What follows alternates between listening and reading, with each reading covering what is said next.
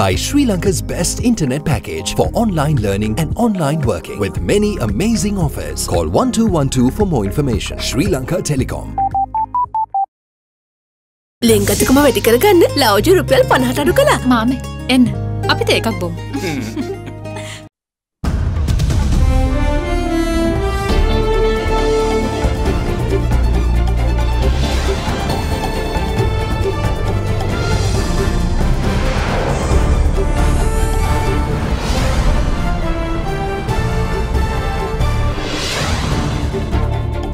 Tonight, too early to celebrate. Epidemiology unit head says new cluster may be contained, but be prepared for new surprises. There could be undiagnosed missed cases anywhere in the country, and there could be even clusters similarly. More action, less talk. Public health inspectors strike for more virus policing powers. Destroyed legacy. Public shock as Kurunegala municipality mows down 13th century archaeological site. The future begins at home. President Gotabaya calls on engineers to spearhead homegrown development projects. All that and much more coming up on First at 9, this Friday the 17th of July 2020. Nava sunlight sakura. Then Dikukal pavathina sakura mal suandin. From AdaDerana, this is AdaDerana First at 9. Live from Studio 24 in Colombo. Good evening and welcome to First at 9. I'm Mohammed Kekmaik. Let's start with your local stories. Now, Chief Epidemiologist of the Epidemiology Unit, Dr. Sudat Samaravira, warns that although the COVID-19 cluster at the Kandakadu Rehabilitation Centre is under control for the time being, there could be undetected virus-infected persons or even clusters elsewhere.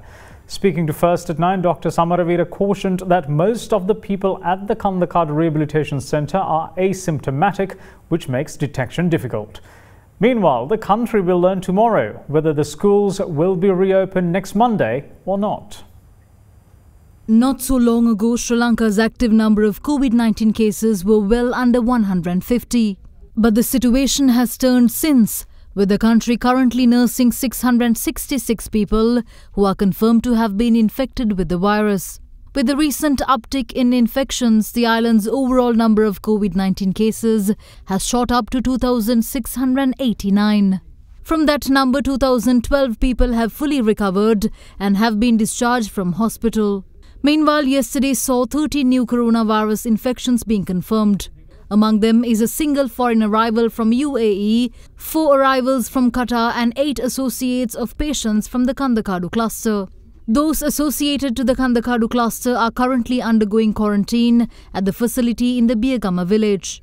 In the meantime, 5,000 PCR tests have been performed pertaining to the cluster at the Kandakadu Rehabilitation Centre. From among them, 368 persons, which include 114 relatives of inmates who visited the centre, and their associates have tested negative for the virus. Director General of Health Services Dr. Anil Jasingh has said that 561 persons put through PCR tests, including 120 from Rantambe, 100 from Pallekele, 120 from Tantirimale, 78 from Nikavava, 74 persons in relation to the Kotugoda Church, and 69 persons pertaining to the Ragama Private Hospital have also tested negative for COVID-19. In another development, the mother of the COVID-19 positive army soldier from the Kandakadu Rehabilitation Centre has also tested positive for the virus at a quarantine centre. Since she has served as a women constable in the office of the Assistant Superintendent of Police in Homagama, 22 police officers and 8 civil workers she had come into contact were also quarantined. What's more, 62 people in 20 houses and 4 shops were directed for self-quarantine after the mother and the grandmother of another COVID-19 positive soldier in the area of Daltara in Piliyandala contracting the coronavirus. In the meantime, the Public Health Inspector of Katargama said that an army soldier who was tested positive for COVID-19 recently had gone on a pilgrimage to Katargama with 20 other people, including his family members, on the 7th of this month. Accordingly, 12 people who were staying at the lodge where the infected soldier had stayed are sent for self-quarantine. However, the notice which indicates that the establishment houses persons under self-quarantine has been ripped off last night. The public health inspectors who arrived to the premises today stated that legal action will be taken against the suspects involved. In a separate development, Director General of Health Services Dr. Anil Jasingh has said that recommendations have been made pertaining to the possibility of reopening schools next Monday, which were closed for a week from last Monday owing to the recent increase in COVID-19 numbers. The final decision on the matter is set to be announced tomorrow. In the meantime, Chief Epidemiologist of the Epidemiology Unit Dr. Sudath Samaravira stated that the outbreak which emerged from the Kandakadu cluster is under control. We have experienced a big outbreak or cluster in the Kandakadu Rehabilitation Center recently with more than 540 inmates, their staff and the relations of the staff. So this is a big outbreak, but anyway that we are happy to say that we could control it very well, and we have identified almost all the people as well as their contacts. Now they are under quarantine, and the other people will be tested in future to see whether these people are infected or not. Although that this is controlled well for the moment, that we should keep it our mind that similar incidents could happen any day. There could be undiagnosed missed cases anywhere in the country, and there could be even clusters similarly. The thing is that even at the Kandakadu Rehabilitation Center cluster, most of the people are asymptomatic. That means no clinical features. Similarly, there could be people without any clinical illness but having COVID-19 infection. Now, as per government sources, the Gazette notification containing the health guidelines pertaining to the general election will be issued tonight or tomorrow.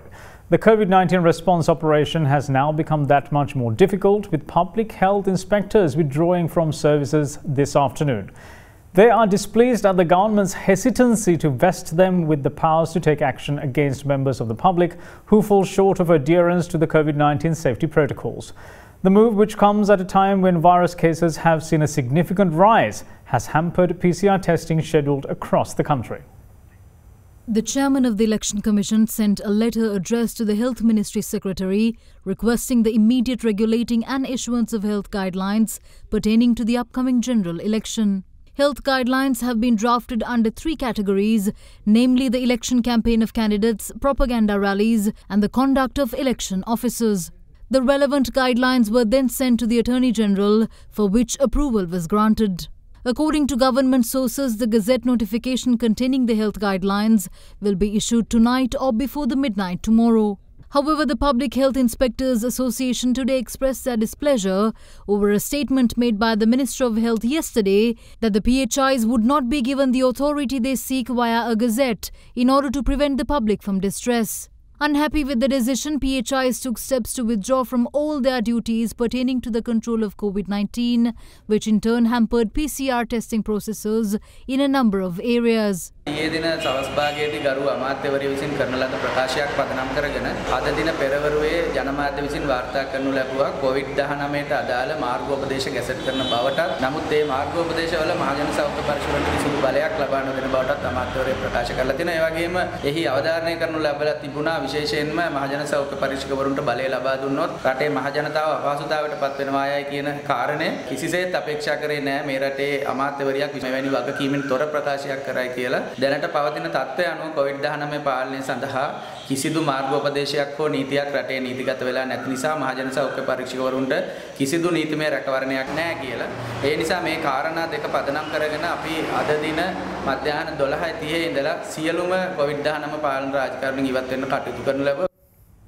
Now, in other stories, President Gotabaya Rajapaksa calls on local engineers to partake in a revolutionary transformation in the construction sector in order to fulfill the needs of the people.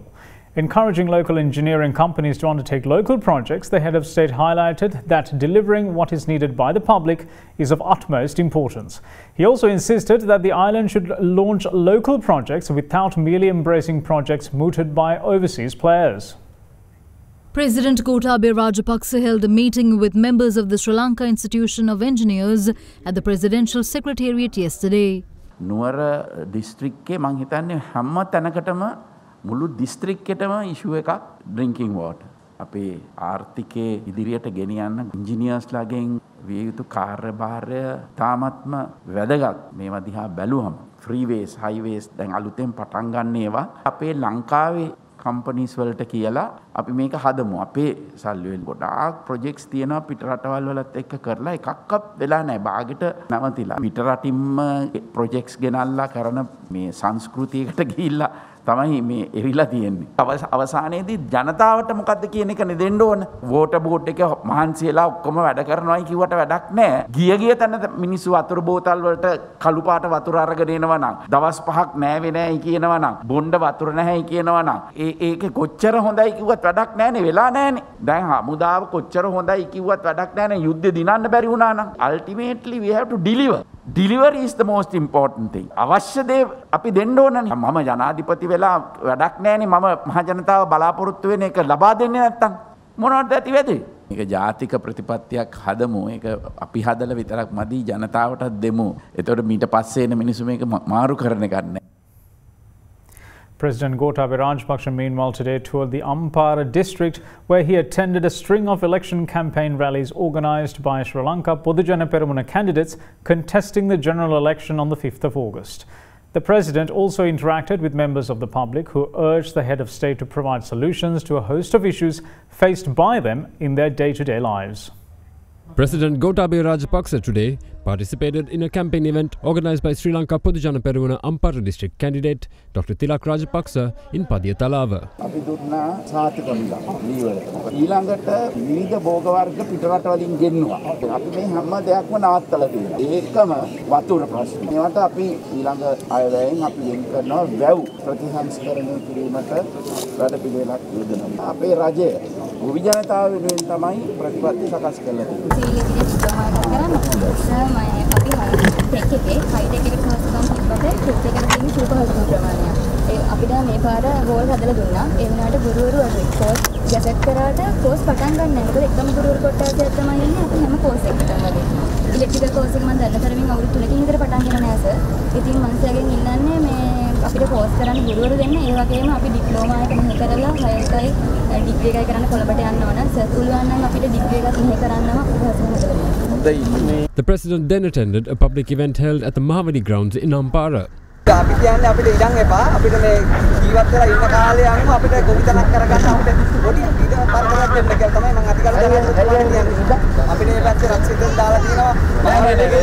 ඒ අර ඉස්සර රොදා කරපු ඒවා කොහොමද නැවත අපිට නෑ ඒක අපිට වෙනස් කරන්න. We will see you shortly after this break. Stay tuned. Corona වෛරසය පැතිරීම වළක්වන්න සබන් යොදා දෑත් සෝදන්න.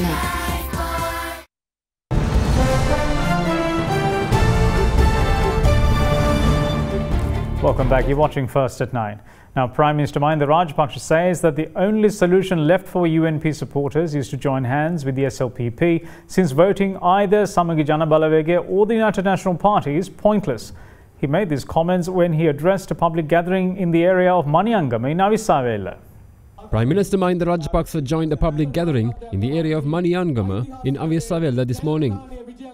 මේ රට බංකොලොත් කරලා තිබුණේ. රුපියල් අගේ අඩු වුණා. මේ අය ක්‍රමවේදයක් නැතුව වැඩ කරපු නිසා ආර්ථිකය ගැන හැඟීමක් නැතුව කටයුතු කරපු නිසා රටේ ක්‍රමානුකූලව ආපස්සට ගියා. එක්සත් ජාතික පක්ෂ ආණ්ඩුවත් මෛත්‍රීපාල ජනාධිපතිතුමා ජනාධිපතිවරයා වෙලා සිටියේ. ඒ කෙසේ වෙතත් ඔවුන් කිසිම වැඩක් ඒ අවුරුදු 4ට පාට කරේ නැහැ. ඒකේ පාඩු උනේ ඔබට. දේශපාලන නායකයන්ට නෙවෙයි. සජිත් ප්‍රේමදාසට කිසි ප්‍රශ්නයක් නැහැ. එයා යාළට ගිහිල්ලා හොඳ අල්ලියෝ ටිකක් බලනවා, රැට කොටියෝ ටිකක් බලනවා, පින්තූර ටිකක් ගන්නවා. ඉතින් එතුමා බොහොම විනෝදයෙන් එතුමා ජීවත් වුණා.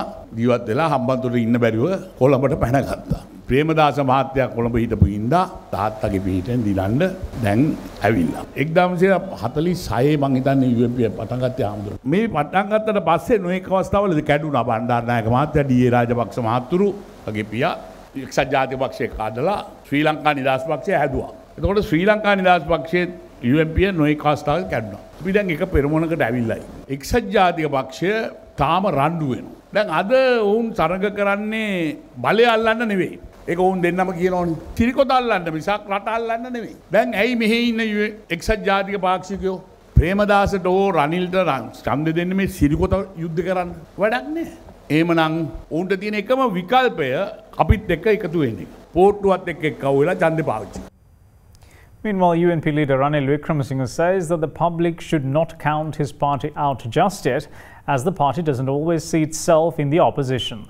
The UNP leader made these comments at the launch of his main elections operations office in Kolpiti today. The main election operations office of leader of the UNP Ranil Wickremesinghe was declared open in Kolpiti yesterday. අපි ආණ්ඩු තරඟ කරන්න බලය ගන්න නිසා අපි වැඩසටහනක් දුන්නා. අපි බංකොලොත් නැහැ. අපි හිතන්නේ අපි හැමදාම විපක්ෂය කියලා. මේ හැම එකම අභියෝගයක්. අපිට අපි එක්ක රට ගෙනිහින විතරයි කරන්න පුළුවන්. පොහොට්ටු එන එකක් ආව විතරයි. දැන් පොහොට්ටුවට ඊට වඩා ඉදිරියට යන්න බෑ. පොහොට්ටු එතනින්ම ඉවරයි. මේ ඡන්දේ තියෙන්නේ ඒ ගැන තීරණය කරන්න. අපිට තියෙන්නේ අපේ ගෙයින්ගෙට යන්න. හැම එක්කෙනාම ගෙයින්ගෙට යන්න. මොකද කොරෝනා නිසා මම හිතන්නේ දැන් මේ බය වැඩි වෙලා රැස්වීම වලට එනවා කියලා. අපි පණිවිඩය ගෙනියන්න ඕනේ ඒ අයට. එකම විකල්ප එක්සත් ජාතික පක්ෂය. නිකන් ඡන්දෙ ඉල්ලන්නේ නැහැ. නිකන් කෑ ගහලා ඉල්ලන්නේ නැහැ. ump.lk බලන්න මොකක්ද අපි කරන්න කියලා. Now, Samagi Janabalavege leader Sajith Premadasa says that the primary focus of a future Janabalavege government will be on those who join his ranks sooner rather than later. He warned those who delay to not expect much attention from his government after the 5th of August. Samagi Janabalavege leader Sajith Premadasa attended an election rally at the Gamuda grounds in Dambulla yesterday. මාස 12කින් පමණ පළාත් පාලන මැතිවරණයකුත් වෙනවා. ඒ පළාත් පාලන මැතිවරණයේදී අද අපි වෙනුවෙන් පෙනී සිටින මේ අය වෙනුවෙන් මැතිවරණ කොට්ටාසයක් පාසා තමුන්නාන්සලා වෙනුවෙන් මම පැමිණෙනවයි කියලා මම මේ අවස්ථාවේ වගකීමෙන් කියන්නට කැමතියි. කැපකිරීම කරන සියලුම മന്ത്രിතුමන්ලා බලා ගන්නවා වගේම අපත් සමග එකතු වුණ අයට පමණයි අපිට අනාගතයේදී ප්‍රමුඛ ස්ථානයක් ලබා දෙන්නට පුළුවන්. අන්න ඒ නිසා තවමත් එකතු නොවුණු ඒ සියලු දෙනාට මම කියන්න කැමතියි පස්වෙනිදාන් පස්සේ නම් අපිව හමු වෙලා වැඩක් වෙන්නේ නැහැ. එනවා නම් දැම්මම එන්න. Meanwhile, the Samagi Janabalavege leader also participated in a campaign event this morning in Tirapane in Anuradhapura. Now, a 5-member committee has been appointed by Prime Minister Mahinda Rajapaksa to investigate the demolition of a 13th century building in the heart of Kurunegala used in ancient times as the assembly hall of King Bhuvanekabahu II. The building, which had immense archaeological value, was torn down by the Kurunegala Municipal Council for a road expansion project. Located in the heart of Kurunegala, this historic building is considered to be the assembly hall of King Bhuvanekabahu II, who ruled in the 13th century. This building was a protected monument under the Antiquities Ordinance No. 9 of 1940. Being an impressive wooden structure, the monument was abandoned with the change of kingdoms, and during the English rule, another part was added to the old building, establishing the old district secretariat. Part of the building was leased to a hotel in 1993 but was taken over by the Municipal Council in 2018 due to heavy public opposition. The monument, which is of great archaeological value, was bulldozed by the Kurunegala Municipal Council, completely tearing down a part of this establishment.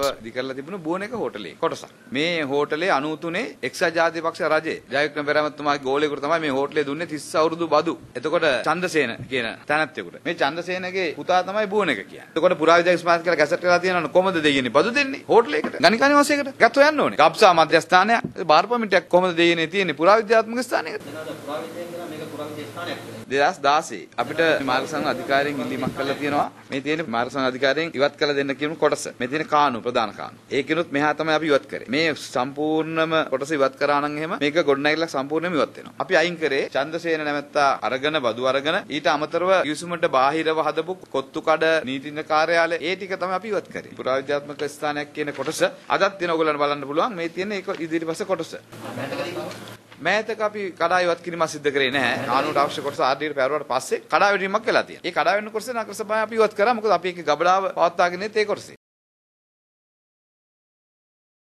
However, the acting director of the Road Development Authority for the North-Western Province, Kurunegala District Chief Engineer Athula Senadira had this to නගර say. මැදයේ ඇති මාර්ග කොටස මන්තිරු 4ක් දක්වා පුළුල් කර සංවර්ධනය කිරීමට සැලසුම් කර තිබෙනවා. මෙම ඉදිකිරීම කටයුතු සිදු කර ගැනීම සඳහා මෙම ගොඩනැගිල්ලෙන් සුළු කොටසක් කඩා ඉවත් කිරීමට සිදු වෙනවා. පුරාවිද්‍යා දෙපාර්තමේන්තුවට පිටපතක් සහිතව කුරුණෑගල නගර සභාවෙන් ඉල්ලීමක් කරා මෙම ගොඩනැගිල්ලේ ඉවත් කළ යුතු කොටස ඉවත් කිරීමට සහාය ලබා දෙන ලෙසට. මේ අනුව කුරුණෑගල නගර සභාව විසින් මෙම ගොඩනැගිල්ලේ අපි ඉල්ලා ඇති පරිදි සුළු ගොඩනැගිලි කොටස ඉවත් කිරීම සිදු කරනු ලැබුවා. මා දැකපු විදිහට එම ගොඩනැගිලි කොටසේ තිබුණේ වැසිකිලි පද්ධතියක කොටස් තමා ප්‍රධාන වශයෙන්. මේ අනුව මාර්ග සංවර්ධන අධිකාරිය විසින් එම ස්ථානයේ ඉදිකිරීමට යෝජිත තිබූ කාණු පද්ධතියේ ඉදිකිරීමෙන් කටයුතු සිදු කරගෙන ගියා. ඒ කැණීම් කටයුතුවලදී ප්‍රධාන මාර්ගය හරහා පොළොව යට පලාපු ගල් වලින් බෝක්කුවක් හමු වුණා. අපි මේ අවස්ථාවේදී පුරාවිද්‍යා දෙපාර්තමේන්තුව ශ්‍රී ලංකා පොලිසිය සහ මාර්ග සංවර්ධන අධිකාරිය නිලධාරීන් සමග සාමූහික ශේෂ්ත්‍ර පරීක්ෂාවක් සිදු කරා. එහිදීගත් තීරණයකට අනුව මෙම ඉදිකිරීම කටයුතු తాවකාලිකව නැවැත්වීමට අපි තීරණය කරා. නමුත් මීට දින දෙක තුනකට පමණ පෙර ආතුව මෙහි ප්‍රධාන ගොඩනැගිල්ල කඩා ඉවත් කිරීමක් සිදු කර ලැබුව අපි දුටුවා. මෙම කඩා ඉවත් කිරීම මාර්ග සංවර්ධන අධිකාරියට මාර්ගය පුළුල් කිරීමට අවශ්‍ය නොවන අතර මාර්ග සංවර්ධන අධිකාරිය විසින් කිසිදු ආයතනයකින් ඉල්ලීමක්ද සිදු කර නැත. The building was partially demolished on the night of Tuesday the 14th, 2 days before the archaeological department was scheduled to carry out excavations. Convening a media briefing, Kurunegala Mayor Thushara Sanjeeva Vitarana, however, stated that he was given the go-ahead by the Road Development Authority to demolish a part of the building to widen a road running from the back of the establishment. The Department of Archaeology has lodged 2 complaints with the Kurunegala police regarding the demolition of the building.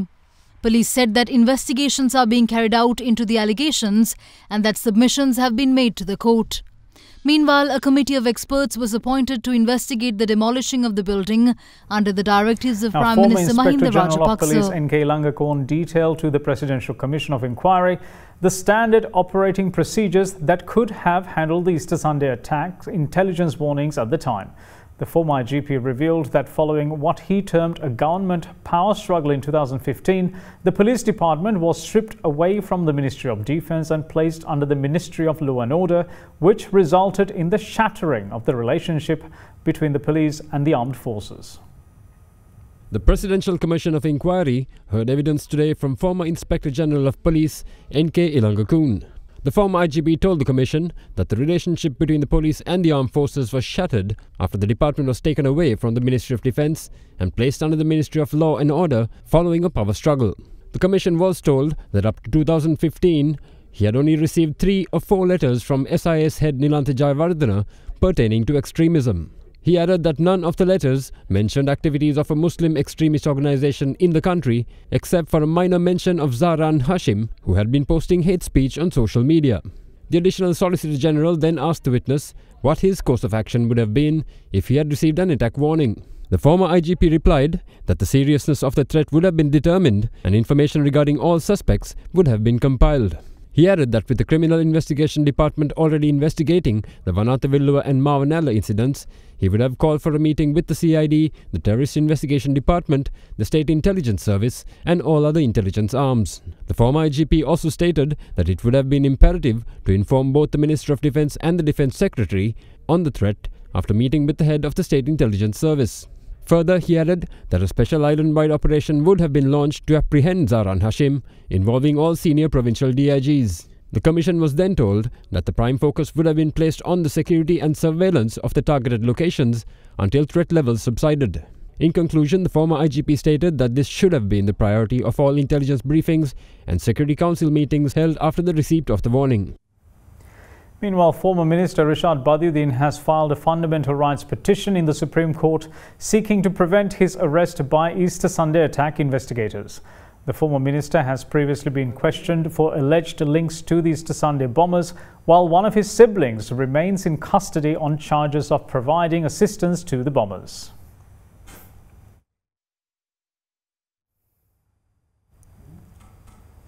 Attorney General Dappula de Oliveira has approved the draft rehabilitation regulations for the de-radicalisation of suspects from holding violent extremist religious ideologies. The rehabilitation regulations have been submitted by Defence Secretary Major General Kamal Gunaratne. The coordinating officer of the Attorney General said that these regulations were approved by the AG subject to amendments.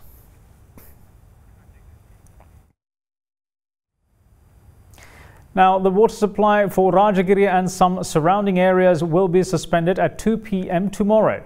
The National Water Supply and Drainage Board said that Kolonnawa Urban Council area, Rajagiri, Obesekarapura, Bandarnayakapura, Navala, Koswatta and Main Road from Rajagiri to the Open University in Navala will be affected by the planned interruption to the water supply. The water cut will be in effect for 16 hours from 2 p.m. tomorrow until 6 a.m. the next day. Now, in other stories, the Court of Appeal has ordered the Acting Inspector General of Police to implement the law against any persons who are caught transporting sand and rubble without valid permits. A petition was filed by the Centre for Environmental Justice requesting the court to issue a writ order invalidating the recent decision taken by the Cabinet of Ministers to abolish the permit system which had existed with regard to the transportation of sand. When the petition was taken up today, Deputy Solicitor General Derana, representing the Cabinet of Ministers and the acting IGP, said that the permit system for the transportation of sand which existed under the Mines and Minerals Act is still in effect. The Court of Appeal ordered the acting IGP to continue to implement the permit system which had been followed under the Mines and Minerals Act for the transportation of sand in the same manner in the future.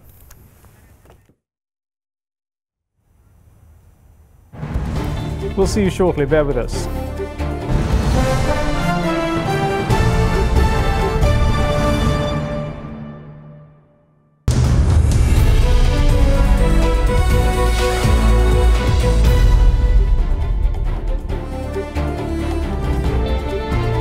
Welcome back. You're watching First at 9.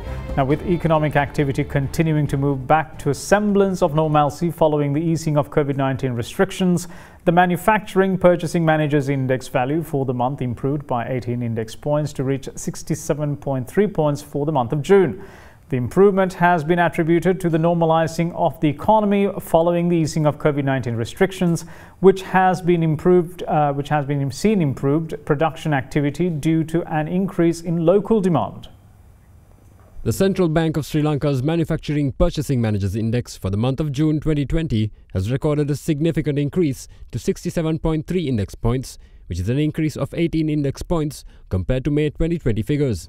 The central bank attributes this to the normalizing of economic activity subsequent to the relaxing of COVID-19 restrictions. The report says that the increase is underpinned by the significant improvement in production, new orders and employment, especially in the manufacturing of food and beverages and textiles and wearing apparel subcategories. Factories were operated throughout the month of June, with more new orders being received than in the month of May on the back of increased local demand.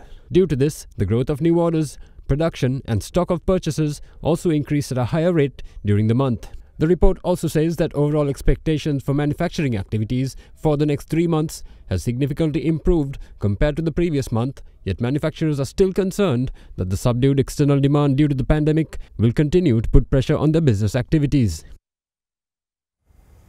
Now, in your market update, Sri Lankan shares closed higher today, led by gains in industrial and financial stocks.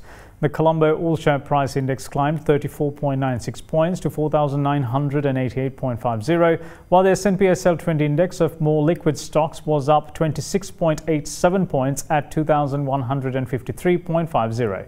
Foreign investors were net sellers, offloading 454.8 million rupees worth of shares. Now, here's a brief report on how the market fared during the day. Today we saw a revival in confidence levels among investors with the reduced number of new cases for COVID-19. So with that, we saw some buying interest coming back into the market and pushing up the index higher. So at the start of the market itself, we saw the market in positive territory and gradually improving as the day progressed, and the market finally ended marginally below the psychological barrier of 5,000 3000 at 4,988 points, gaining about 34 points for the day. So with that, we saw the turnover levels going back to closer to the 1 billion, but still ending below the 1 billion mark. With that, the retail sentiment revival has been quite slow, but compared to the last couple of days, we've seen higher level of retail activity today. Now, the rupee closed flat today to end at 185 rupees and 75 to 80 cents to the US dollar. Now, the rupee closed at 185 rupees and 75 to 82 cents yesterday. Now, let's take a look at how it fared against a basket of major currencies during the day.